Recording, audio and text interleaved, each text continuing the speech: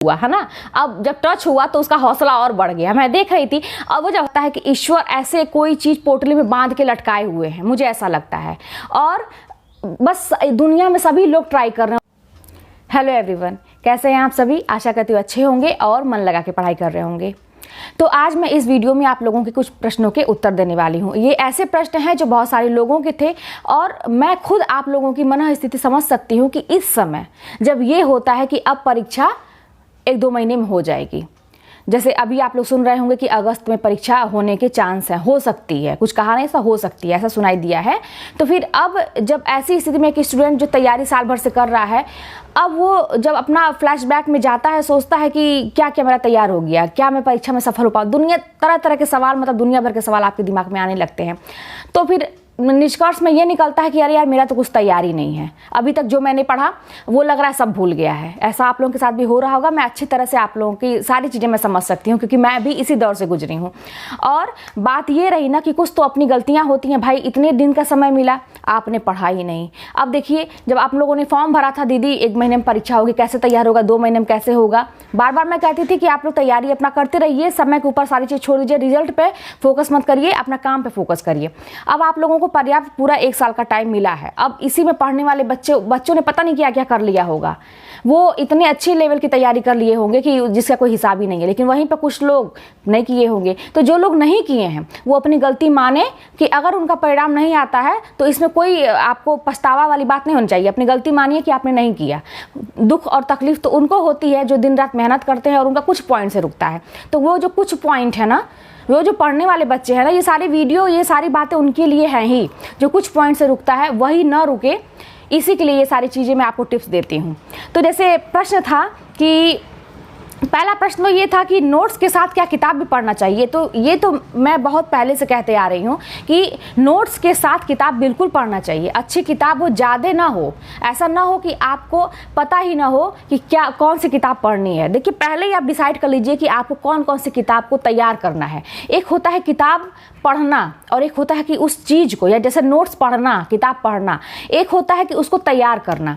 आप पहले डिसाइड कर लीजिए कि मेरे पास ये किताबें हैं, ये नोट्स हैं, इसको मुझे तैयार करना है। उस पर्पस से आप पढ़ना शुरू करिए।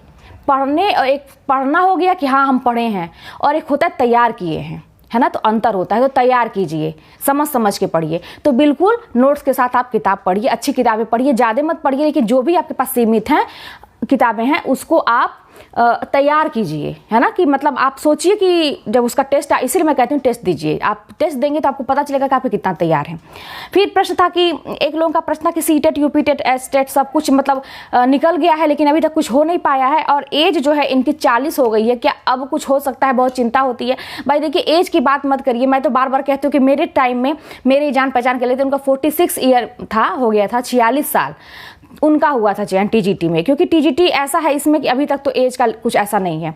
तो आप चिंता मत करिए। अगर तैयारी आप कर रही हैं तो इसकी आप तैयारी अच्छे से करिए। अगर तैयार रहेगा तो निकल सकता है। एक प्रश्न था कि मैं घर से बाहर रह के अभी पढ़ाई कर रही हूँ लेकिन कुछ कारणों से, उनकी प्रेगनेंसी है शायद, इन कारणों से मुझे घर पे जाना पड़ेगा, क्या मैं पढ़ पाऊंगी कि नहीं? ऐसे देखिए बहुत सारे लोग हैं, मेरे पास फ़ोन भी कई ऐसे आते हैं कि दीदी अब गर्मी की छुट्टियाँ हो रही हैं, अब किसी के अंडर में आप रहेंगे तो उनके हिसाब से काम करना पड़ता है, परिवार वालों के हिसाब से कहीं जाना पड़ता है, या कुछ भी ऐसा है तो क्या करें? देखिए, ये समय आपका है, सारी चीज़ें आपकी ही हैं, पढ़ाई लिखाई भी आपकी है, जीवन आपका है, सबसे बड़ी बात है जीवन आपका है। इसको कैसे मैनेज करेंगे? अगर आप कहीं भी जाते हैं, अगर आप चाहेंगे तो आप कर लेंगे। बस इतना जान लीजिए कि आप कहीं भी रहेंगे, अगर आप चाहते हैं पढ़ना तो कितना भी काम रहे, कितनी भी मतलब समस्याएं आपको घेर लें, लेकिन आप चाहेंगे तो उसी में किसी ना किसी तरीके से समय निकाल लेंगे। आप खुद सोचिए कि जिस चीज़ को आप मन से चाहते हैं वो काम करना, कैसे भी करके वो काम आप कर ही लेते हैं। तो अगर वो शिद्दत वो मन में होगी, वो आग एक होगी कि हमको करना ही है, पढ़ना ही है, तो आप कहीं भी रहेंगे, पढ़ लेंगे। इसमें कोई चिंता की बात नहीं। आराम से अपने घर जाइए, आप वहाँ भी मैनेज करके पढ़ सकते हैं। थोड़ा सा लोगों को समझा सकते हैं कि भाई मेरा एग्ज़ाम है, मुझे डिस्टर्ब ना किया जाए, और मैं थोड़ा बहुत काम करके, जो हेल्प है काम करिए, हेल्प करके बाकी लोगों से बात करने से अच्छा किताब लेके बैठिए। अब बाकी लोगों को बुरा नहीं मानना चाहिए इसमें, तो ये आप अपने घर वालों को समझा सकते हैं। अब देखिए, एक प्रश्न आता है मेरे पास, दीदी आप मेरे कमेंट का जवाब नहीं देती हैं, रचनाएं याद नहीं होती हैं, प्रगतिवाद, प्रयोगवाद, ये सब रचनाएं। भाई देखिए, रचनाएं याद करने का ट्रिक तो मैं शुरू से कितने सारे वीडियो में बना चुकी हूँ। और पहली बात कि जब रचनाएं याद नहीं हो रही हैं तो आपने उसको छोड़ा क्यों? आपके मन में ये सवाल क्यों आया कि याद नहीं हो रहा है, अब इसको छोड़ो, अब आगे देखते हैं। आप ऐसा क्यों? उस पे ना, जैसे आप लोगों को मैंने बताया था कि जिद पकड़िए। जैसे किसी से कुछ होता है जब हमारा, तो हम एकदम दिमाग में वो चीज़ चलती रहती है कि उसने ऐसा क्यों बोला, क्या मेरी गलती थी, मैंने ऐसा क्यों कहा, उसने ऐसा क्यों, चलता है ना। वैसे ही आप अपने सिलेबस को रखिए कि याद क्यों नहीं हुआ, क्या इसमें ऐसा है कि याद नहीं होगा, उसको कभी। अच्छा चलिए, मैं आपकी बात मान भी लेती हूँ कि कभी कभी ऐसा होता है कि कितना भी कोशिश करिए याद ही नहीं होता है। मेरे साथ भी ऐसा था, तैयारी नहीं होता है। उस समय क्या करना चाहिए? जैसे कुछ चीज़ें ऐसी होती हैं कि जो दिमाग में जैसे नहीं घुसती हैं, है ना, आप कितना भी कोशिश करिए नहीं वो समझ में आती हैं चीज़ें।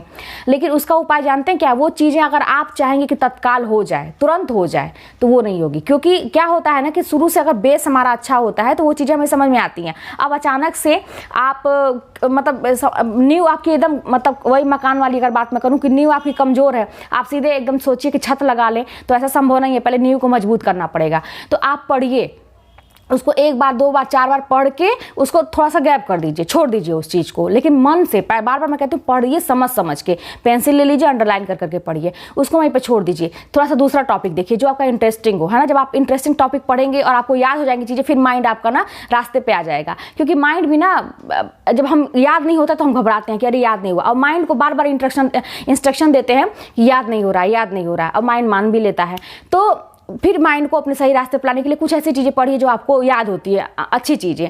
फिर आपका माइंड सही हो जाएगा, थोड़ा सा टहल और लीजिए, ऐसा मतलब थोड़ा सा रिलैक्स हो जाइए। फिर उस टॉपिक को 2-4 बार पढ़िए, फिर थोड़ा सा रुक जाइए, फिर 2-4 बार पढ़िए।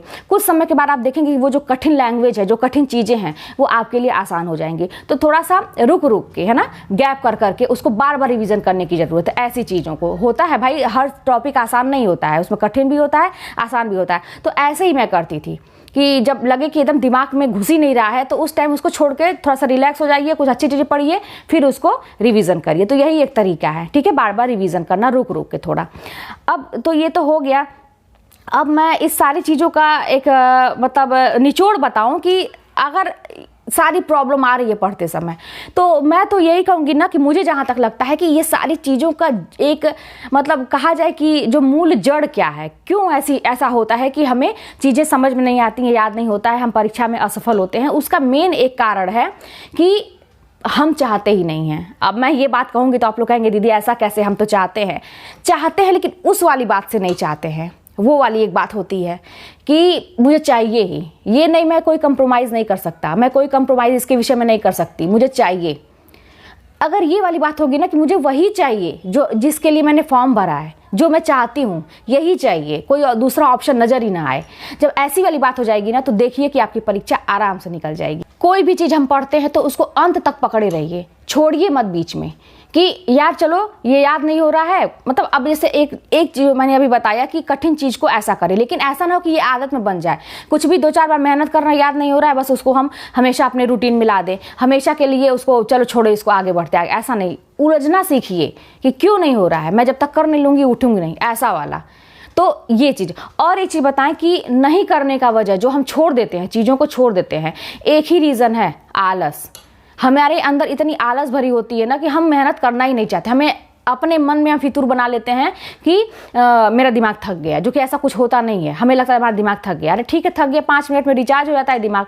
5 मिनट की आप झपकी लीजिए, आपकी नींद पूरी हो जाती है। 5 मिनट में थोड़ा सा टहल के घूम के आइए, पानी पीजिए, दिमाग रिचार्ज हो गया। दिमाग तो ऐसा है जैसे मोबाइल का एक नहीं, आजकल फास्ट वर्जन वाला मोबाइल चल गया, तुरंत चार्ज में लगाई चार्ज हो जाता है। हम लोग का दिमाग तो इतने हाई टेक्नोलॉजी का भगवान ने दिया है, इसकी मेमोरी और इसकी सब की बात ही मत करिए, कितना इसमें रैम है, क्या है, कभी फुल हो ही नहीं सकता। तो इन चीज़ों को समझिए और हमेशा यही समझिए कि मेरे दिमाग में चीज़ें याद होती हैं, मेरा दिमाग सबसे अच्छा है, मैं कर सकती हूँ, मैं बेस्ट हूँ। हमेशा ये चीज़ सोचेंगे तभी आगे बढ़ेंगे। जैसे क्या कहते हैं कि अभी देखिए ये आम का सीजन है ना, पेड़ों पे आम इतने बड़े बड़े हो गए हैं। मैं देख रही थी, अभी अपने गेट पे खड़ी थी तो देख रही थी कि एक आम का पेड़ है, उस पर बच्चे लपक लपक के, 3-4 बच्चे छोटे छोटे थे, लपक लपक के आम तोड़ रहे थे। अब वो आम पा नहीं रहे थे, वो आम ऐसे लटका हुआ है, तोड़ रहे हैं। और जब तोड़ रहे हैं तो अचानक से क्या हुआ कि एक बच्चे के हाथ में थोड़ा सा आम टच हुआ है ना। अब जब टच हुआ तो उसका हौसला और बढ़ गया। मैं देख रही थी, अब वो जब हौसला और ऊंचा कुचक के और लंबी छलांग मार मार के, वहीं पर 3-4 बच्चे थे, सब ट्राई कर रहे थे, लेकिन एक बच्चे के हाथ में टच थोड़ा सा हुआ, उसको फील हुआ कि मैं कर सकता हूँ, मैं आम ये ले सकता हूँ, और लंबी लंबी छलांग मारने लगा। और अपना जितना उसके अंदर ताकत थी, है ना, बेचारा ऐसे ही पहना हुआ था, फटा पुराना सा, ऐसे मतलब नंगे पैर था, कुछ नहीं पहना था, जितना उसके अंदर ताकत थी वो सारा उसमें एफर्ट लगा दे रहा। उसको लग रहा था कि अब तो मुझे यही चीज़ चाहिए ही चाहिए। तो अब ऐसा करते करते बस हाथ में उसके आम पकड़ा गया, वो आम ले लिया और ज़मीन पे गिर भी गया। और जब गिर गया आम लेके, लेकिन वो जो इसके चेहरे पे स्माइल थी, एक खुशी थी, वो देखने लायक थी कि हाँ, मैंने जो चाहा वो मिल गया। तो ऐसे ही हम लोगों का लक्ष्य है, हम लोगों की परीक्षा है। आप सोचिए, सब कुछ ऊपर, मुझे ऐसा लगता है कि ईश्वर ऐसे कोई चीज़ पोटली में बांध के लटकाए हुए हैं, मुझे ऐसा लगता है। और बस दुनिया में सभी लोग ट्राई कर रहे हैं उसको लेने का। बस उसी में जिसकी छलांग थोड़ी सी ऊंची हो जाएगी, जिसने थोड़ा सा अपना एफर्ट ज़्यादा लगा दिया, उसी के हाथ में वो पोटली आ जाएगी। उस पोटली में मान सम्मान, धन दौलत सब कुछ है उस पोटली में। अगर वो पोटली हाथ में आ जाए तो सब कुछ हमें मिल सकता है। तो बस आपको थोड़ी सी लंबी छलांग लगाने की ज़रूरत है, थोड़ा सा अपना एफर्ट और ज़्यादा लगाने की ज़रूरत है। जितना बाकी लोग लगा रहे हैं उससे और ज़्यादा लगाने की ज़रूरत है। बस एक बार जब पोटली हाथ में आ गई तब तो सब कुछ मिल गया। उसके बाद तो फिर क्या कहना, जैसे मन करे वैसे अपना जीवन व्यतीत करिए। तो फिर चलिए मिलते हैं नेक्स्ट वीडियो में, और फिर कोई भी बात होगी तो कमेंट के माध्यम से बताइएगा।